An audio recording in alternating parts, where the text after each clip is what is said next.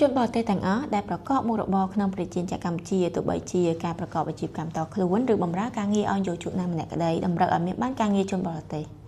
បានការងារនេះត្រូវស្នើសុំឡើងចាប់ពីខែមករារហូតដល់ខែមិនិនានៃឆ្នាំនីមួយៗឬក្នុងអំឡុងពេល90ថ្ងៃបន្ទាប់ពីចូលមកដល់ព្រះរាជាណាចក្រកម្ពុជាចំពោះជនបរទេសដែលមានឈ្មោះនៅលើបានបតង់តម្រូវឲ្យមានបានការងារជនបរទេសជាកំហិតទោះបីជននោះមិនស្នាក់នៅក្នុងព្រះរាជាណាចក្រកម្ពុជាក៏ដោយដូច្នេះការប្រើប្រាស់ជនបរទេសដោយគ្មានបានការងារម្ចាស់សហគ្រាសនឹងត្រូវប្រឈមនឹងការពិន័យជាប្រាក់ចំនួន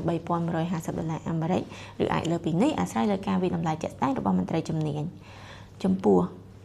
ជនបរទេសដែលប្រកបមុខរបរដោយគ្មានបានការងាររួមទាំងបុគ្គលស្វ័យនិយោជន៍ផងនឹងត្រូវទទួលរងនឹងការពិន័យជាប្រាក់ចំនួន$12,600សហរដ្ឋអាមេរិក